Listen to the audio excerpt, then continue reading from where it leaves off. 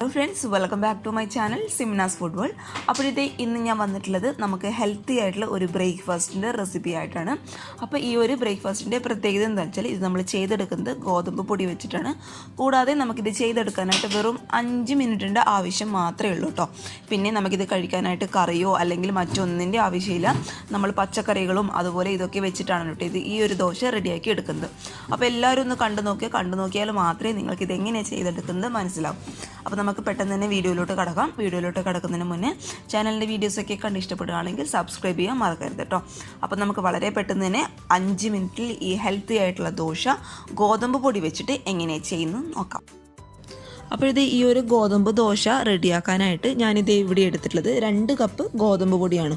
അപ്പോൾ ഗോതമ്പ് പൊടി എന്ന് പറയുമ്പോൾ സാധാരണ നമ്മൾ കടയിൽ നിന്ന് വാങ്ങിക്കുന്ന ചപ്പാത്തിയൊക്കെ ചുടാൻ ഉപയോഗിക്കുന്ന പൊടിയാണ് കേട്ടോ.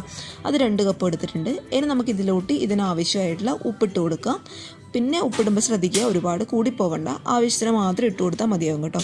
പിന്നെ ഇതിലോട്ട് ഞാൻ ചേർത്ത് കൊടുക്കുന്നത് നമ്മുടെ ദോശ നല്ല സോഫ്റ്റായിട്ട് കിട്ടാൻ വേണ്ടിയിട്ട് ഒരു കോഴിമുട്ട പൊട്ടിച്ച് ഒഴിച്ചു കൊടുക്കുന്നുണ്ട്. ഇനി ഇതിലോട്ട് ആവശ്യത്തിന് മാത്രം കുറച്ച് ഇളം ചൂടുള്ള വെള്ളം ഒഴിച്ചു കൊടുത്ത് ഇതൊന്ന് ലൂസാക്കി എടുക്കുക. അതായത് ഒരു ദോശ മാവിൻ്റെ പരുവത്തിലാക്കി എടുക്കുക കേട്ടോ. പിന്നെ വെള്ളം ഒഴിക്കുമ്പോൾ ശ്രദ്ധിക്കുക, ഒരുപാട് കൂടി പോകണ്ട, ആവശ്യത്തിന് മാത്രം കുറച്ചായിട്ട് മാത്രം ഒഴിച്ചു കൊടുത്താൽ മതിയാവും.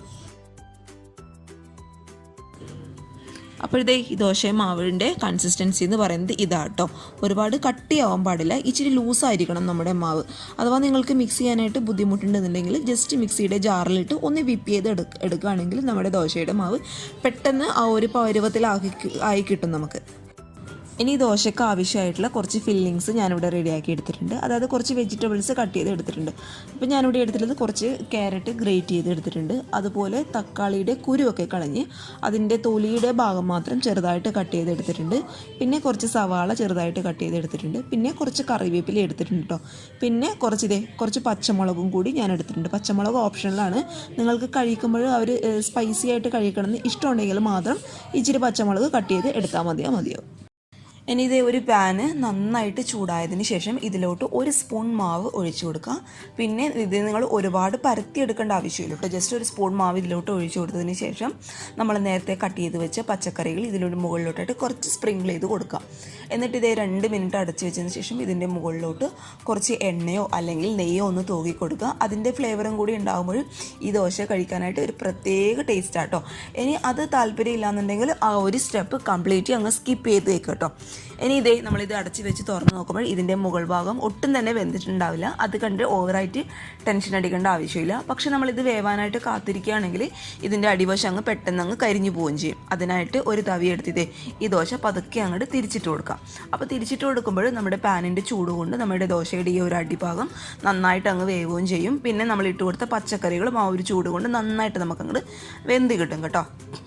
എന്നിട്ടിത് ഒരു 2-3 മിനിറ്റ് ഒന്നിങ്ങനെ പ്രസ് ചെയ്ത് കൊടുത്തതിന് ശേഷം നമുക്കിത് ഈ ഒരു ദോശ പാനിൽ നിന്ന് അങ്ങോട്ട് മാറ്റി കൊടുക്കാം കേട്ടോ.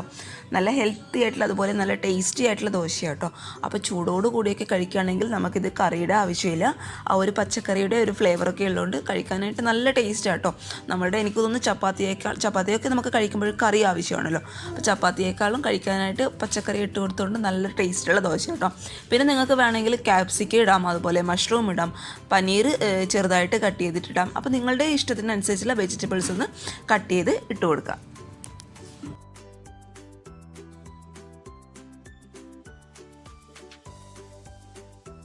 സെയിം ദോശയുടെ ബാറ്റർ കൊണ്ട് നമുക്ക് വേറൊരു ടൈപ്പുള്ള ദോശയും കൂടി ചുട്ടെടുക്കാം.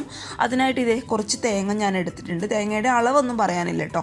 കുറച്ച് തേങ്ങ എടുത്തിട്ടുണ്ട്. പിന്നെ തേങ്ങ എടുക്കുമ്പോൾ ശ്രദ്ധിക്കുക, എപ്പോഴും റൂം ടെമ്പറേച്ചറിലെ തേങ്ങ മാത്രം എടുക്കുക കേട്ടോ.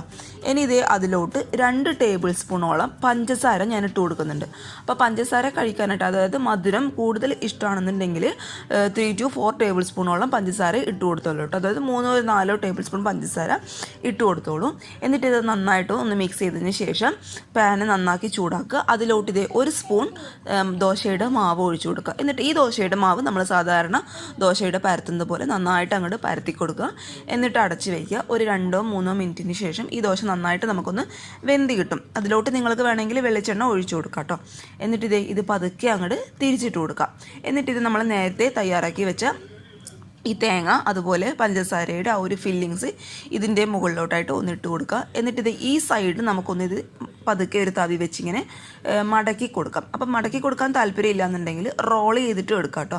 അപ്പോൾ എങ്ങനെയാണോ നിങ്ങൾക്ക് കഴിക്കാനായിട്ട് ഇഷ്ടം അതുപോലെ ചെയ്യാം. ഇത് നമ്മൾ അടയൊക്കെ കഴിക്കില്ല ആ ഒരു രീതിയിൽ കട്ട് ചെയ്തിട്ട് കഴിക്കാനാണ് കേട്ടോ കൂടുതൽ രസം. അപ്പോൾ അങ്ങനെ കഴിക്കാൻ താല്പര്യമില്ല എന്നുണ്ടെങ്കിൽ റോൾ ചെയ്തിട്ടാണെങ്കിൽ അങ്ങനെ കഴിക്കാം കേട്ടോ.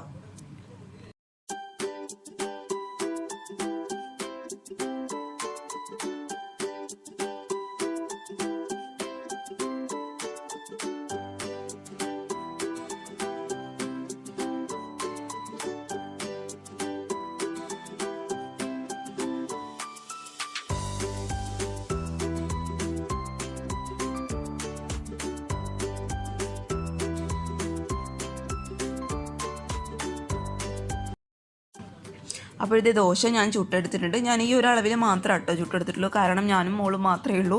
ഇത് തന്നെ കൂടുതലാണ്. അപ്പോൾ നിങ്ങൾക്ക് കാണിക്കാൻ വേണ്ടി മാത്രമാണ് ചുട്ടെടുത്തത്. അപ്പോൾ എല്ലാവരും ഒന്ന് ട്രൈ ചെയ്ത് നോക്കുക. കറിയൊന്നും ഇല്ലാതെ നമുക്ക് വളരെ എളുപ്പത്തിൽ ഒരു 5 മിനിറ്റ് കൊണ്ട് നല്ല ഹെൽത്തി ആയിട്ടുള്ള ബ്രേക്ക്ഫാസ്റ്റ് ഈ ദോശ നമ്മുടെ ഗോതമ്പിൻ്റെ പൊടി വെച്ചിട്ട് ചെയ്തെടുക്കാനായിട്ട് പറ്റും. അപ്പോൾ എല്ലാവരും ഒന്ന് ട്രൈ ചെയ്ത് നോക്കിയിട്ട് നിങ്ങളുടെ അഭിപ്രായങ്ങൾ അറിയിക്കുക. നിങ്ങൾക്ക് തീർച്ചയായിട്ടും ഇഷ്ടപ്പെടും. അതുപോലെ കുഞ്ഞുങ്ങൾക്കും നല്ല ഹെൽത്തി ആയിട്ട് കൊടുക്കാൻ പറ്റിയ നല്ലൊരു റെസിപ്പി ആട്ടോ. അപ്പോൾ വീഡിയോസൊക്കെ കണ്ട് ഇഷ്ടപ്പെടുകയാണെങ്കിൽ ലൈക്ക് ചെയ്യാനും ഷെയർ ചെയ്യാനും അതുപോലെ സബ്സ്ക്രൈബ് ചെയ്യാനും മറക്കരുത്. അപ്പോൾ അടുത്തൊരു നല്ല വീഡിയോ ആയിട്ട് കാണുമ്പോൾ thank you for watching Simnas food world. By.